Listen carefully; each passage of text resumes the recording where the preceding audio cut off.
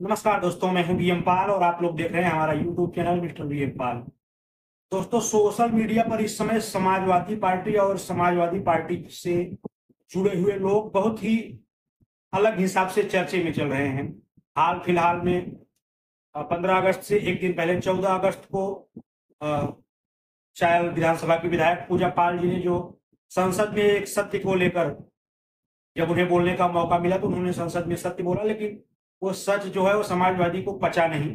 इसके लिए उन्होंने पूजा पाल जी को सिर्फ एक माफिया के बारे में सच बोला, जिसके बाद उन्हें समाजवादी पार्टी से निष्कासित कर दिया गया।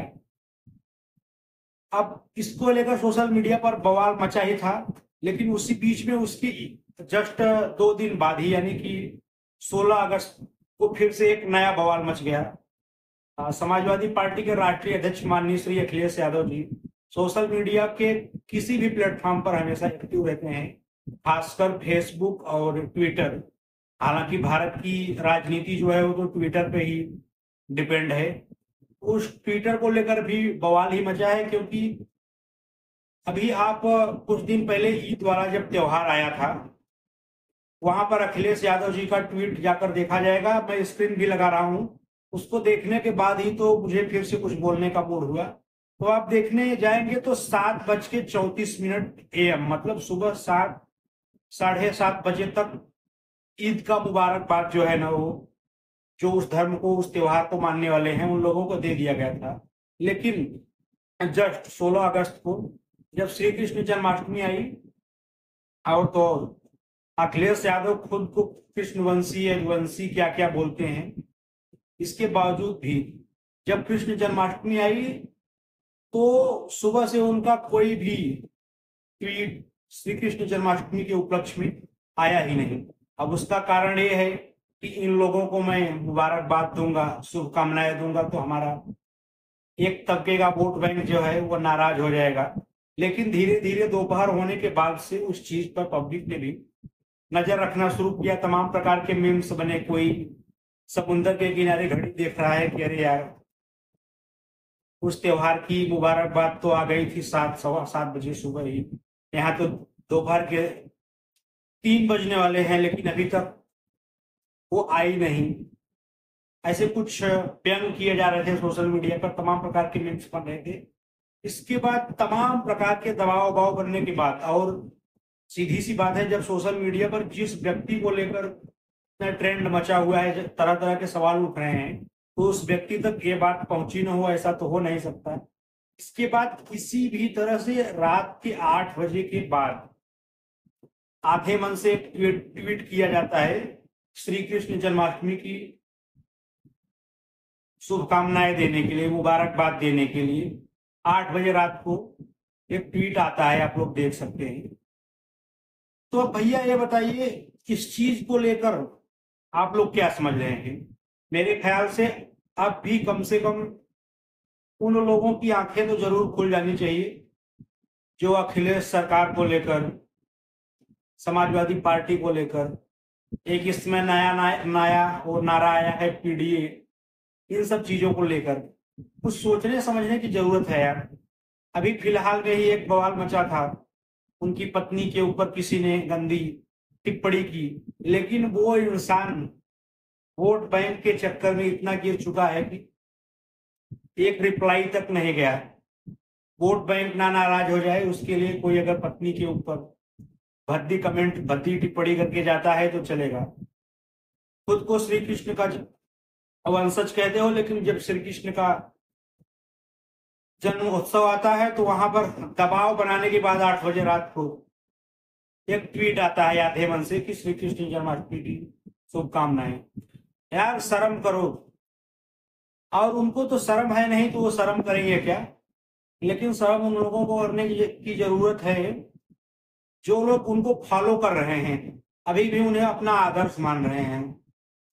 आप क्या करें, मन ही मन तो उन लोगों को भी थोड़ी सी टेंशन तो हो रही होगी कि क्या यार, मैं किस आदमी को अपना आदर्श मानता हूँ, किस इंसान के पीछे अपना राजनीतिक भविष्य बर्बाद कर रहा हूँ। ठीक है, अब मैं उनके हिसाब से किसी पार्टी को यहाँ पर अच्छा बताने नहीं आया हूँ, लेकिन कम से कम उनकी विचारधारा कहाँ जाकर रुकना चाहती है, किस हिसाब से जा रही है, वो तो भाई हमारे समझ की बाहर है। यार कोई इंसान इतना कैसे गिर सकता है। देश में और भी नेता हैं, अपने धर्म को लेकर बहुत ही स्ट्रिक्ट हैं, अच्छे अच्छे पद पर हैं, लेकिन जिस पद पर वो बैठे हैं उसका सम्मान करते हुए किसी भी धर्म, किसी भी मजहब, किसी भी जाति का कोई भी त्योहार आता है, उनके सोशल मीडिया अकाउंट्स आप खंगाल लीजिए, ससम्मान एकदम इज्जत से उस धर्म, उस व्यक्ति, उस जाति, उस त्योहार के प्रति एक शुभकामना भेंट की जाती है, कुछ न कुछ लिखे जाते हैं। लेकिन कुछ ऐसे भी लोग हैं भारतीय राजनीति में, खासकर उत्तर प्रदेश की राजनीति में, जिनके बारे में सोचकर भी शर्म आती है। बताओ, 8 बजे रात को ट्वीट आता है, वो भी किसी के कहने पर हो सकता है। दिन भर घूम घाम के जब घर पे आए होंगे तो फिर पत्नी ने दबाव बनाया होगा कि अजी कर ही दीजिए ना एक ट्वीट, हो सकता है उधर से भी कुछ न कुछ वोट आ जाए, या हो सकता है आप ट्वीट ही नहीं करेंगे तो इधर जो कुछ हिंदू धर्म के वोटर हैं वो नाराज ना हो जाए। ठीक है, जिस भी दबाव में आकर, चाहे जो भी सोचकर, माननीय श्री अखिलेश यादव जी, आपने श्री कृष्ण जन्माष्टमी की बधाइयां अपने ट्विटर हैंडल के माध्यम से दी, उसके लिए आपका बहुत बहुत धन्यवाद। कम से कम ऐसा लगा तो कि आप भी इसी प्रदेश में रहते हैं, हो सकता है कभी हमको आपकी जरूरत पड़े तो हम आपके पास आएंगे जरूर, लेकिन उसी मन से आएंगे और बता के जाएंगे कि हमें आपकी जरूरत तो है, लेकिन आपका सहायता 8 बजे रात वाला में नहीं चाहिए, क्योंकि आप हमारी मदद भी उसी हिसाब से करेंगे।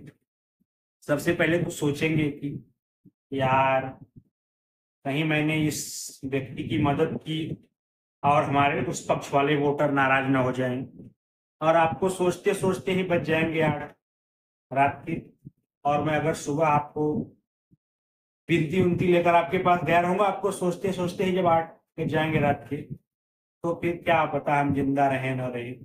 आपको तो सोच समझ कर मदद करना है, कोई वोट बैंक नाराज ना हो जाए। कि मैं अपनी बात नहीं कर रहा हूँ, जितने भी लोग ये वीडियो देख रहे हैं और जितने भी लोग अखिलेश यादव की टोपी और इसमें स्वामी अरगड़ानंद जी महाराज के यहाँ पर जाकर उन्होंने एक गमछा पाया है, उसको भी आदर्श बनाया है, तो यार ये सब दिखावा है।